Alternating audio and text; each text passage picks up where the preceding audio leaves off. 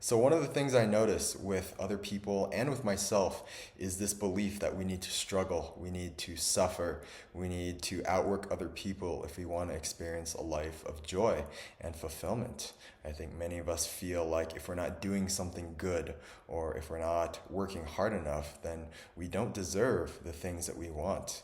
In other words, we have to do good things in order to get good things. And this is a deeply ingrained program, a subconscious program that's been with most of us since early childhood.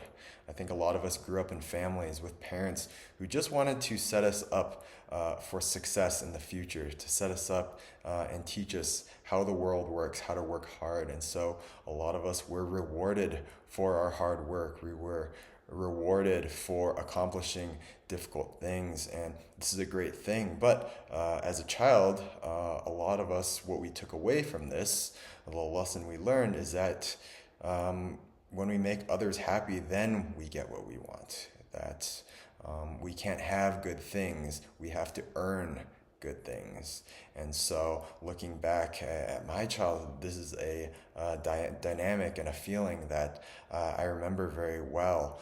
This constant oscillation of going from kind of happiness and getting what I want to struggle and having to please other people and impress other people. And so there was just this feeling that, happiness, it doesn't last. Happiness is fleeting. I am only happy when I earn good things and I get good things. But other than that, life is a struggle. Life is suffering. And so, to make matters worse, I was surrounded by high achievers my whole life, and maybe you can relate to this. But I was always in this competitive environment, this culture of achievement, all the way back to when I was in grade school, and it seems ridiculous now thinking about how seriously I took grade school and middle school and high school, but that's just the way it was. That's how I was brought up. That's what I was used to. And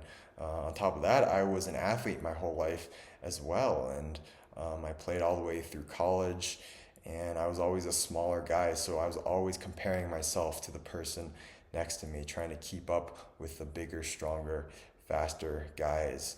And so this became something that I just got used to.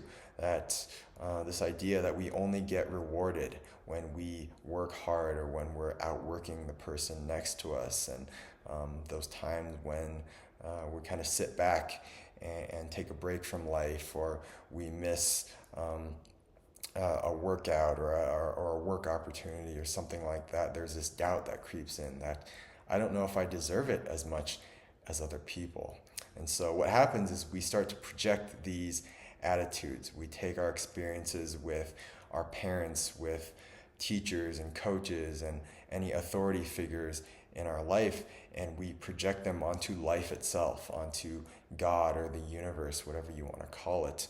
And so we start to think that if I'm not serving other people or helping other people in some way, then maybe I don't deserve what I want. Maybe I don't deserve abundant money. Maybe I don't deserve to be happy or to experience loving relationships.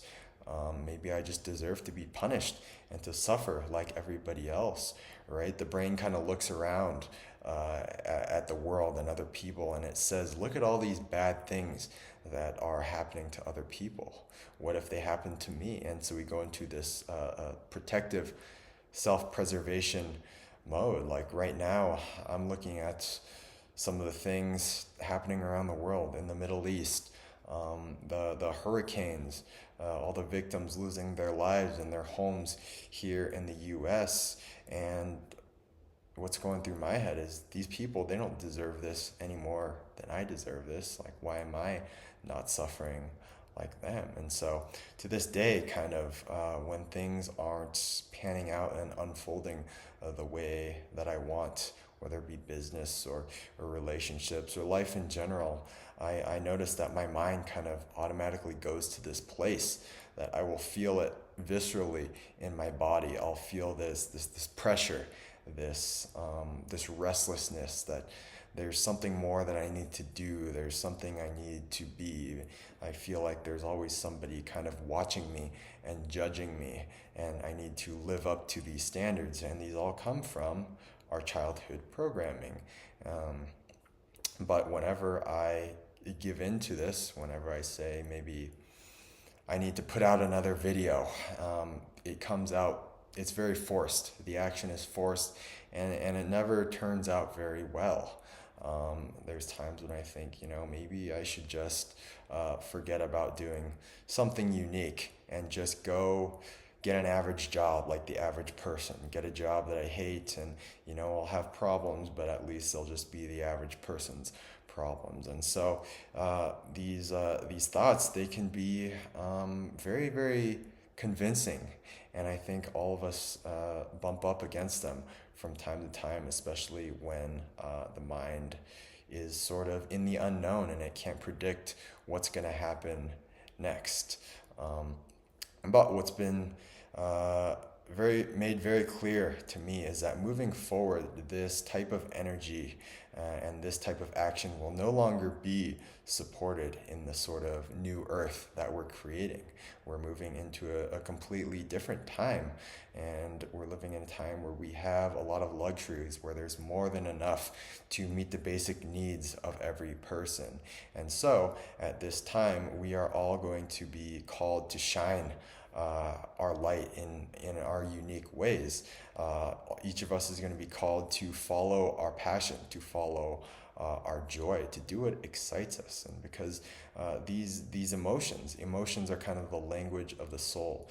And so when we feel emotions like joy and curiosity and excitement and passion, these are the body interpreting kind of the message from the soul, the higher self, that's energizing us and telling us, yeah, move forward. This is who you are. This is your path. This is where you're meant to go, and the direction you're meant to head. Your brain, your rational mind, it may not understand what this big picture looks like, but when you follow this emotion and do what lights you up, it will always lead you to your next highest step, the next step forward. And then when you get there, you'll get guidance for the next step forward. You will be supported when you follow this joy and this inspiration. In fact, I would go so far as to say when we're not following our passion, we're failing to serve the higher good and the whole of humanity. What I understand to be true is that our souls, we choose our path before we incarnate into this very limited physical existence. And so we have this higher self, this higher aspect of us that is always pulling us toward our, you can call it destiny or fate, which is basically the free will of the higher self. It's the path we've chosen, the ways that we desire to expand and explore ourselves and serve humanity as a whole. And each of us has this calling, no matter who we are. This is our fate. This is our destiny. And so when we are not living in alignment with this, when our mind convinces us to play it safe and take a different direction, this is when we bump up against a lot of resistance, and we attract a lot of those experiences of suffering, even accidents or illness. And it's a big wake-up call. It's trying to shake us awake and to say, this isn't your path. Life is trying to help us out and do this for us, to nudge us back onto our soul's highest path. If you guys are familiar with Bashar, the channeler, I was listening to him the other day, and one of the things he says is that you should always follow synchronicity and those kind of miraculous coincidences that happen, because he says synchronicity is also the language of the soul. It's telling us that yes, this is your path. You're on the right track. Keep moving forward. And so if you are experiencing that, just those synchronistic meetings or encounters with other people, or those weird serendipitous happenings in your life where it's like, wow, that can't be coincidence. Or maybe you're just seeing the angel numbers, repetitive numbers, or vivid dreams, whatever it is. Follow those synchronicities, because those are your soul telling you that you are on the right path. And so the message for today is that we really need to scrap this idea of earning, of deserving good things, this idea that we need to struggle and suffer and outwork other people. These are all the mind's tricks. They're the mind's tools of comparison. And comparison, as the saying goes, is the thief that robs us of all joy. And so there's a big difference between deservingness and worthiness. We have been so programmed in our culture to earn and to deserve. Deserving says that you must do something good to get the approval of somebody outside of you so that you could get something good. Worthiness, on the other hand, is saying that I can accept good things because that's who I am at my core. I am love. I am abundance. I am joy. I am freedom. I am all these things, and it's my birthright to experience all of this.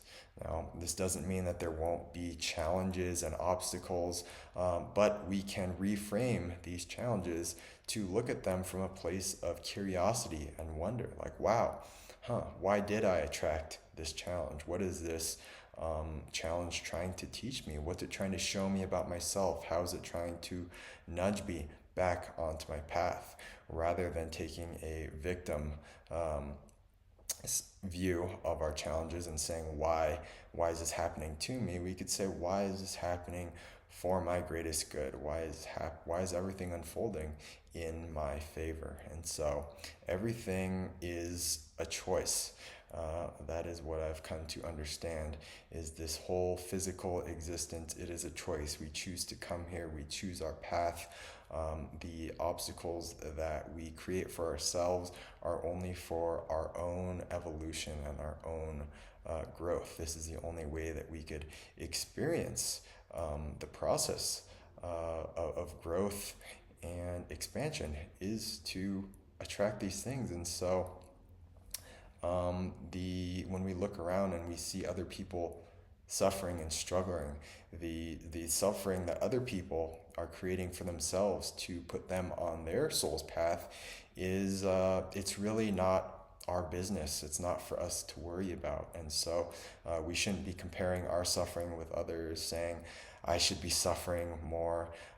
That's their journey, and we're living our journey. And so we can really only help people and serve others when we have started to live the life that we want and embody the energy of expansion and of freedom.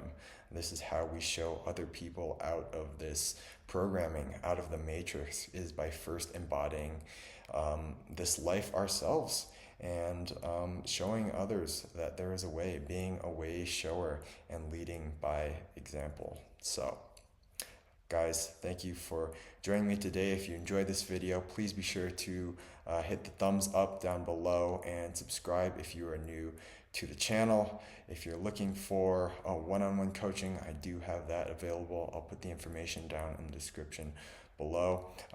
If not, you can always feel free to just check out some of my free resources on my website that I will also link to down below. Leave me a comment as well. Let me know your thoughts, what you have experienced with this topic, the things that have really helped you out in your own journey. I'd love to hear your thoughts. I love to engage with you guys, and I appreciate your feedback as well. So thanks so much for joining me. I'll see you guys next time, and have a great day.